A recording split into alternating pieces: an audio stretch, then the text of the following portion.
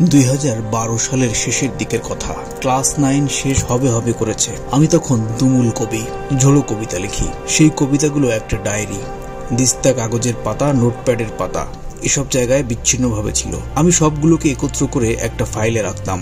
ফাইলটা হারিয়ে ফেলেছি ভেবে খুব মন খারাপ হয়। লিখতাম ইসলামী কবিতা, প্রতিবাদী কবিতা, রাজনৈতিক কবিতা। একটা প্যাটার্ন কমন ছিল। কবিতায় বিপ্লবী ধাঁচ ছিল।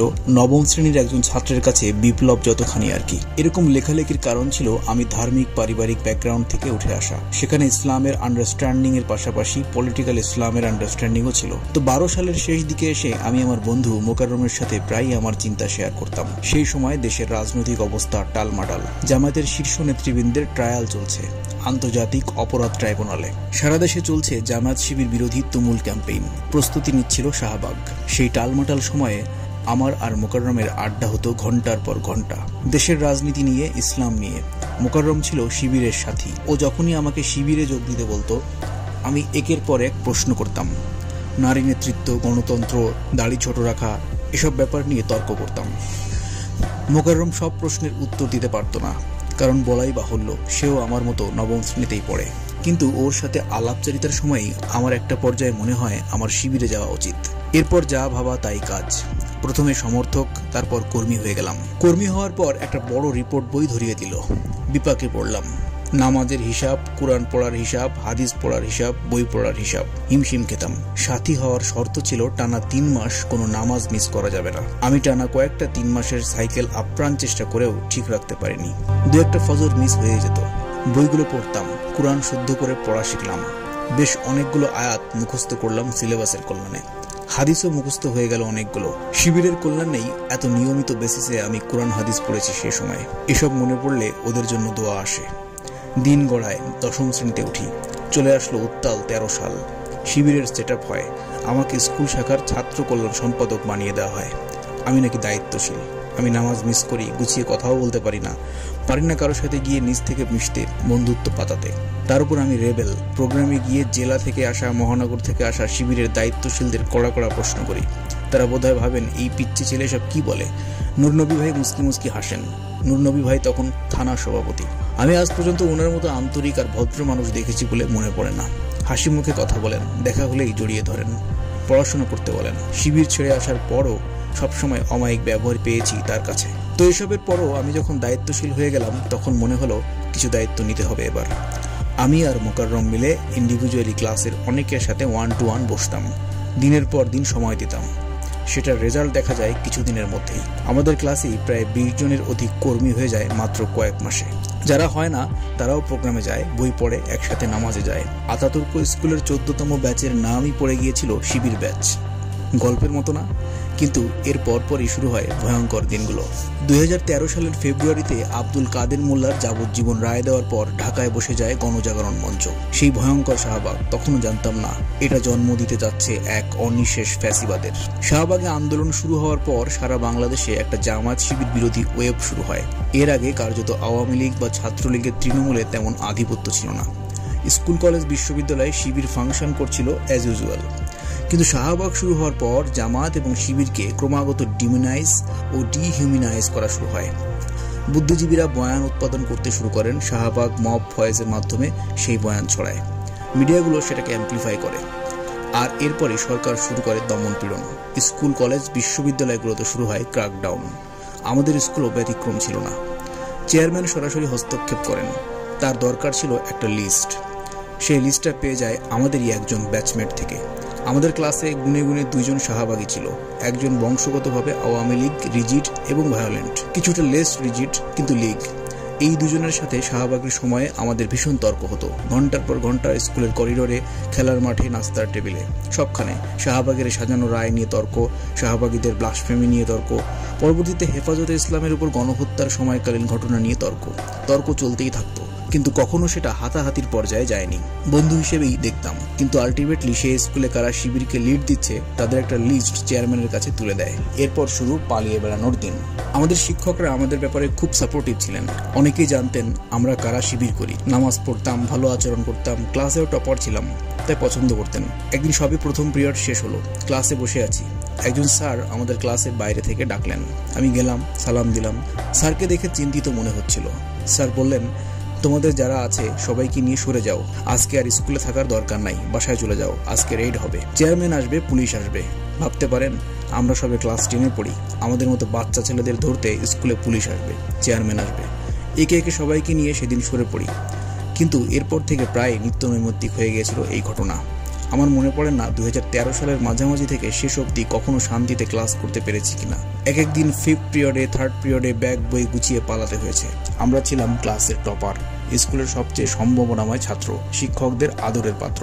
তারপরও কেবল শিবির করার অপরাধে আমরা হয়ে গিয়েছিলাম অনুমানুষ। আমরা সাপোর্টিভ শিক্ষক পেয়েছিলাম বলে টিকে গেছিলাম, না হলে অসংখ্যবার আমাদেরকে হাসপাতালে যেতে হতো, খাটতে হতো জেল। আমি তখন বারবার ভাবতাম, কি হচ্ছে এসব, কেন হচ্ছে? আমি তো কাউকে মারছি না, কারো ক্ষতি করছি না।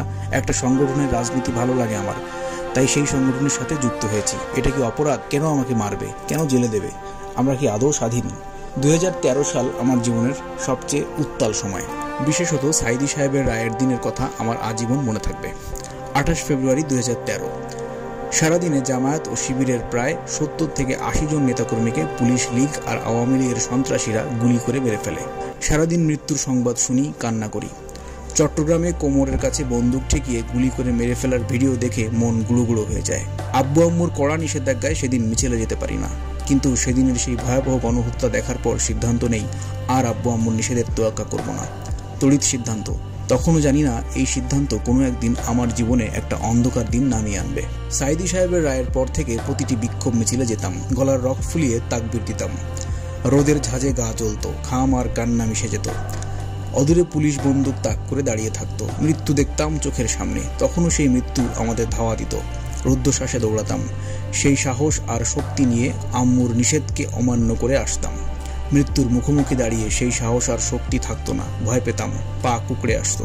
দূর থেকে শুনতে পেতাম আবছা আবছা গান, যা শুনে একসময় আন্দোলিত হয়েছি। সেই সংগ্রামী মানুষের সারিতে আমাকেও রাখিও রহমান, যারা কোরআনের আহ্বানে নির্ভীক, নির্ভয়ে সব করে দান। সেই গান ক্রমাগত দূরে সরে যেত। গানের জায়গায় বাজত বুকের ধুকধুক শব্দ। সাহসের স্থানে সেখানে জায়গা করে নিয়েছিল ভয়। কিন্তু কফিনে শেষ ব্রেক তখনও বাকি ছিল। 2015 সালের কোনো এক বিকেল। এসএসসি পরীক্ষা শেষ হয়েছে সবে, অথবা সবে কলেজে ভর্তি হয়েছি। বন্ধুরা মাঠে ক্রিকেট খেলছি। মোকাররমকে সাথে করে আমাদের স্কুল সভাপতি এলেন। এসে বললেন, আসরের পর আশরাফুল উলুম মাদ্রাসার মাঠে শহীদ কামরুজ্জামানের গায়েবানা জানাজা হবে। আমরা যারা চাই তারা যেন যাই। আসরের আজান হওয়ার পর আমরা মাদ্রাসার প্রাঙ্গণে যাই। অজু করে বসে থাকি নামাজের অপেক্ষায়। মাদ্রাসার প্রাঙ্গণে অনেক মানুষ, আলেম ওলামা, শিবিরের ছেলেরা, জামাতের লোকেরা, সাধারণ মুসল্লি সহ অনেকে। মাদ্রাসা গমগম করছে। মাদ্রাসার সাথে লাগোয়া মসজিদ, চারপাশে ঘেরা। বের হওয়ার রাস্তা একটা, আর অজুখানার পাশে ডোবা। আমাদের কল্পনাও ছিল না এক ভয়ঙ্কর আযাব সেদিন নেমে আসবে। বারান্দায় জায়গা পেলাম, সেখানেই দাঁড়িয়েছি নামাজে। 2 রাকাত শেষ হওয়ার পরই অনেক লোকের গলার আওয়াজ, অশ্রাব্য গালিগালাজ শুনতে পাই। তখনও ঘটনার ভয়াবহতা আন্দাজ করতে পারিনি। শেষ বৈঠকে বসেছি। ডান দিকে সালাম ফেরালাম। সবার আগে চোখে পড়ল একটা প্রকাণ্ড রাইফেল। সালাম ফিরিয়ে দেখলাম সেই দৃশ্য। আমাদের উপজেলা চেয়ারম্যানের হাতে হ্যান্ডগান, ছাত্রলীগের কয়েকজন সন্ত্রাসীর হাতে বড় বন্দুক, আর মেন গেট ঘিরে দাঁড়িয়ে আছে অর্ধশত সন্ত্রাসী। সবার হাতে দেশীয় অস্ত্র, রড, পাশের সমিল থেকে কুড়িয়ে আনা কাঠ। মুহূর্তের মধ্যে আমার জগৎ এলোমেলো হয়ে গেল। চেয়ারম্যান সাহেব বন্দুক উঁচিয়ে 2টা ফায়ার করলেন। অশ্রাব্য গালি দিয়ে বললেন সবাইকে ধরতে। শুরু হয়ে গেল ছোটাছুটি।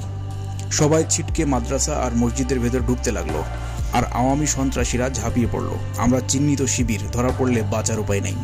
অজুখানার দিকে ছুটলাম। সামনে ছিল ডোবা। সেই ডোবায় না জানি কি আছে। আমরা কয়েকজন সেই ডোবায় লাফ দিলাম। দৌড়াতে শুরু করলাম রুদ্ধশ্বাসে। পেছনে ফায়ারের শব্দ শুনলাম।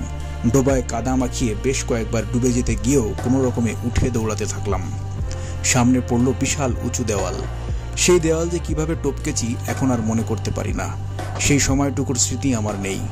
সেই দেয়াল টপকাতে গিয়ে কয়েক জায়গায় ছেঁচে গেছিল। লাফ দিয়ে পাও মচকেছিল। এরপরও ছুটেছি। অনেক দূর দৌড়ানোর পর একটা ঘরে আশ্রয় নিয়েছিলাম। সেই বাড়ির মহিলারা দ্রুত এসে আমাদেরকে ঘরের ভেতরে নিয়ে গিয়ে রান্নাঘরে দরজা বন্ধ করে লুকিয়ে ফেললেন। লীগের সন্ত্রাসীদের একটা গ্রুপ তখন আমাদেরকে হন্যে হয়ে খুঁজে বেড়াচ্ছে। কে বা কারা সেদিন আমার সাথে ছুটেছিল, আমাকে যারা তাদের রান্নাঘরে আশ্রয় দিয়েছিলেন তারাই বা কারা, কিন্তু আমি তাদের প্রতি কৃতজ্ঞ। বেশ কিছু সময় পর আমি সেই বাড়ি থেকে বের হয়ে অল্টারনেটিভ রুটে বাজারে উঠে সরাসরি ফুফুদের বাড়ি চলে যাই। আমার পায়ে জুতো নেই, আপাদমস্তক কাদা আর শরীরে বিভিন্ন জায়গায় আঘাত। ফুপুদের বাড়িতে গিয়ে আমি সোফায় ঠায় বসে রইলাম। স্তব্ধ হয়ে গেছিলাম ঘটনার আকস্মিকতায়। বিশ্বাস করতে পারছিলাম না কি ঘটছে। এদিকে বন্ধুদের খবর পাচ্ছিলাম না, যারা ভেতরে আছে। ফোন দিলাম, হাসানকে পেলাম। হাসান বলল বের হয়েছে। বাকি ক্লাসমেটরাও বের হয়েছে খবর পেলাম। আহত হয়েছে অনেকে, কিন্তু বের হতে পারেনি আমার আরও কিছু শিবিরের ভাই বন্ধু। মাদ্রাসার প্রাঙ্গণে তাদেরকে পিটিয়ে কারো কোমর ভেঙে দেওয়া হয়েছে, কারো পা থেতলে দেওয়া হয়েছে, কারো মাথা ফাটিয়ে দেওয়া হয়েছে। আর সেই আহত অবস্থায় পুলিশ ডেকে আমাদেরকে পুলিশের গাড়িতে তুলে থানায় পাঠানো হয়েছে। কিছুক্ষণ পর টিভিতে নিউজ এলো, দাগনভূঞার আশরাফুল উলুম মাদ্রাসায় গোপন মিটিং চলাকালীন পেট্রোল বোমা আর ককটেল সহ জামাত শিবিরের 70 জন নেতাকর্মী আটক। আমি অবাক বিস্ময়ে স্তব্ধ হয়ে তাকিয়ে রইলাম টিভি স্ক্রিনের দিকে। আমার কিশোর মন সেদিন চুরমার হয়ে গেছে সেটা দেখে। সেদিনের পর থেকে বাংলাদেশের মিডিয়াকে আমি আর কোনোদিন বিশ্বাস করিনি। এই ভয়াবহ অভিজ্ঞতার পর আমি শিবির ছেড়ে দেই, শিবিরের নেতাকর্মীদের সাথে যোগাযোগ বন্ধ করে দেই। কার্যত সেদিনের পর থেকে শিবির বা জামায়াতের রাজনীতির সাথে আমি আর যুক্ত থাকিনি। আজ বহু বছর পর এসে আমার সেই সিদ্ধান্তকে মূল্যায়ন করি। কেন আমি শিবির ছাড়লাম, কি কারণ ছিল? কখনো মনে হয় ছেড়ে দেওয়াই কি স্বাভাবিক ছিল না? ওই কৈশোর বয়সে আমি যেই পরিমাণ টর্চারের শিকার হয়েছি, যেই ভয়াবহ অভিজ্ঞতাগুলোর সম্মুখীন হয়েছি, এরপর কি আমার পক্ষে সম্ভব ছিল কন্টিনিউ করা? আমি ভালো ছাত্র ছিলাম, বাবা মায়ের এক বুক স্বপ্ন, ভালো কিছু করব, বড় কিছু করব। বিশ্ববিদ্যালয়ের পাঠ চুকিয়েছি, চাকরি করছি প্রায় বছর 3। শিবির করলে কি আজ এই জায়গায় থাকতে পারতাম? হয়তো কোনো এক মিছিলে গুলি খেয়ে মরে যেতাম, নয়তো কখনো বাসা থেকে তুলে নিয়ে গুম করত, নয়তো কখনো কোনো মিটিংয়ে হামলা করে অস্ত্র মামলা দিয়ে জেলে ঢুকিয়ে দিত। একবার মামলা খেলে আর কি ক্যারিয়ার হতো আমার? কোথায় থাকতাম আমি? আবার কখনো ভাবি আমি ভীতু কাপুরুষ। আমি যেই সংগ্রামী কবিতা লিখতাম, সংগ্রামের গান শুনতাম, সেগুলো মিছে। আমি নিজের সাথে, নিজের ভ্যালুজের সাথে বিশ্বাসঘাতকতা করছি। আমার মতো আরো অনেকেই তো ছিল, পা থেতলে যাওয়ার পর আবার উঠে দাঁড়িয়েছে, সংগ্রাম চালিয়ে গেছে।